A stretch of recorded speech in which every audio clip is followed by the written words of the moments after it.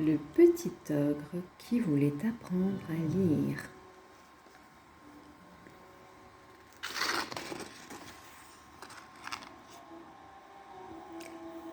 Dans ce pays-là, vivait une famille d'ogres. C'était une famille ordinaire. Un père, une mère, une sœur, un poulpe et 2 frères. Il y avait aussi une mamie qui n'avait plus de dents. Elle mangeait tout de même n'importe quoi, du rôti de brouette au petit vieux vinaigrette. Il fallait simplement le passer à la moulinette. Ces ogres étaient tous affreux, sales et méchants. Ils étaient plus bêtes les uns que les autres et aussi très mal coiffés.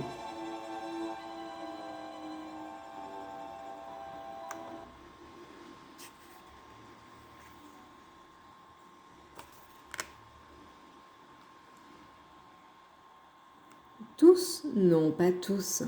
L'un d'entre eux était différent. Ogron, le plus petit, était très coquet et bien peigné. Il n'était pas du tout méchant et encore moins idiot ou vorace. Il n'aimait même pas les enfants. En tout cas, pas pour les manger. Vous l'aurez compris. Ogron était la honte de sa famille.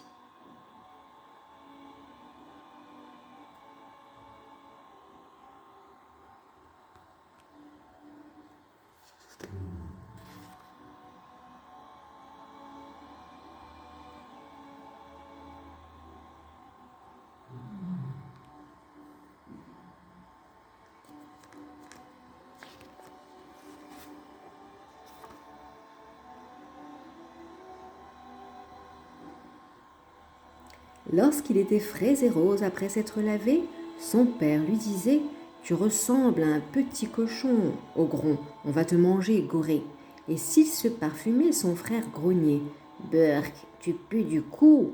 Et le poulpe pouffait.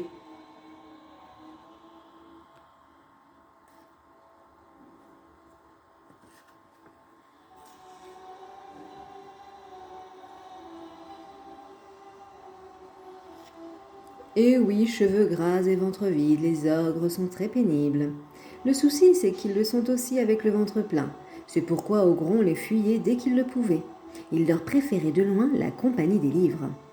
Malheureusement, les ogres n'ont pas d'école.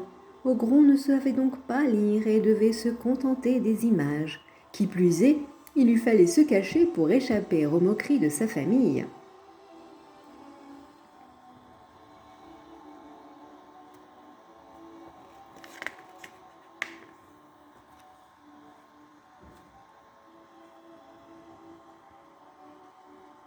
Ce jour-là, c'est dans la cave qu'il s'était réfugié. Cet endroit était dégoûtant, mais pas plus que le reste de la maison. Ogron avait emporté son peigne, mais aussi un livre et une botte de radis à l'abri sur le tas de charbon. Il passerait un moment agréable, sans être dérangé. C'est du moins ce qu'il espérait.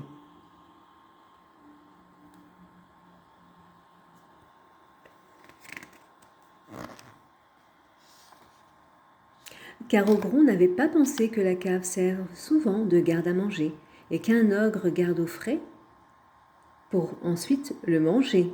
Et ce qu'un ogre garde au frais pour ensuite le manger peut parfois être tout à fait vivant. C'est ainsi qu'il tomba nez à nez avec une fillette dans une cage. Elle était peu épaisse mais très vivante et elle le resterait sans doute le temps d'engraisser.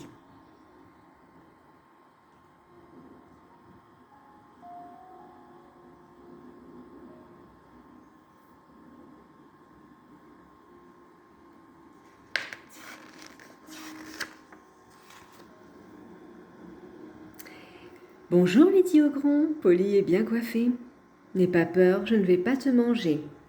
Eh bien, tu devrais, répondit la fillette. Tu es tout maigrelé. Je ne suis pas là pour te manger, mais je pourrais répliquer, je pourrais, répliqua Ogron vexé. Non, tu n'as pas l'air méchant. Méchant ou pas, les ogres mangent les enfants. Sans se démonter, la pipelette demanda. Dis donc, qu'est-ce que tu tiens à la main? Des radis, tu en veux un? Non, cornichon, dans l'autre main. Ogron hésitait à lui répondre, il y avait des limites à la mauvaise éducation, mais il ne savait pas être méchant. C'est un livre, lui dit-il, que je venais lire ici en espérant être tranquille. Un ogre gentil qui lit et qui offre des radis? On croit rêver. Voilà, soupira Ogron, les mêmes préjugés que dans ma famille de navets. Allez, je te taquinais, qu'est-ce que tu lis? Ogron dut bien t'avouer qu'il ne savait pas lire. Ah, tu vois que c'est étonnant un ogre qui lit, triompha Lily.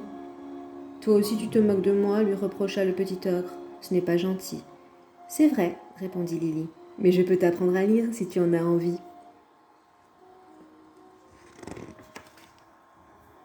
Ogron accepta, fou de joie, et chaque jour il retourna voir Lily. À peine arrivé, il jetait la nourriture déposée par les ogres pour l'engraisser. Une bouillie de pain de pied, de gras de nez et de pelures séchées. À la place, Ogron apportait toutes sortes de bonnes choses dont Lily avait envie. Flancs d'épinards au cassis, sardines en clafoutis ou encore gelée de brocoli. Et en grignotant ces friandises, il progressait dans l'alphabet.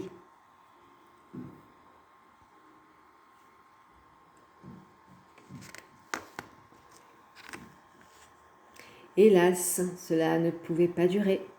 Voyant que la fillette ne grossissait pas, les ogres s'impatientaient. La mamie décida qu'il était temps de la mouliner et de la servir au dîner. Oui, mais voilà, on était encore loin de la lettre Z dans l'alphabet, et interrompre cet apprentissage si bien commencé, il n'en était pas question.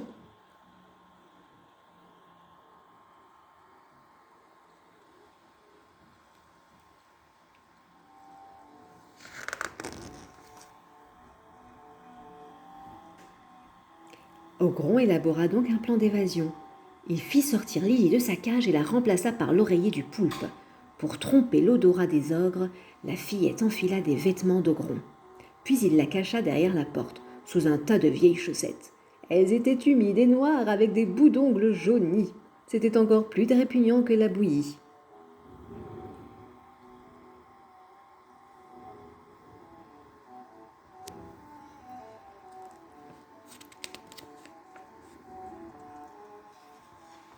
Le soir venu, la mamie descendit chercher Lily.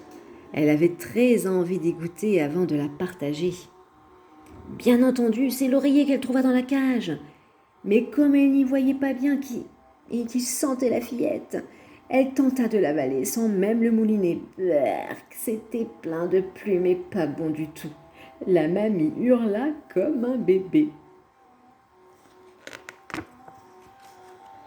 Toute la famille arriva en se bousculant. Un bébé qui criait. Miam, voilà qui ferait une délicieuse entrée. Mais dans la cave, il n'y avait que la mamie qui toussait en crachant des plumes. Les ogres n'y comprenaient rien. C'était une vraie pagaille.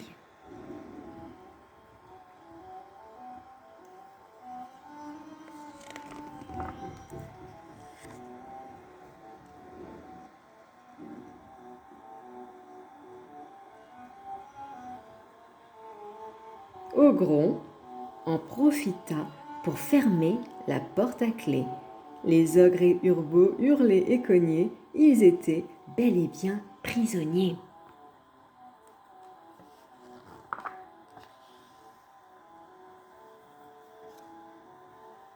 Les enfants, qui n'étaient pas méchants, leur donnèrent un peigne et un abécédaire. Ils leur cuisinèrent de bons petits plats et leur promirent de vite les libérer.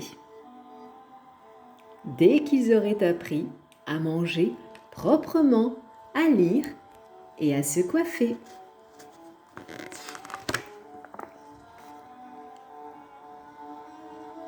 Et c'est la fin de cette histoire.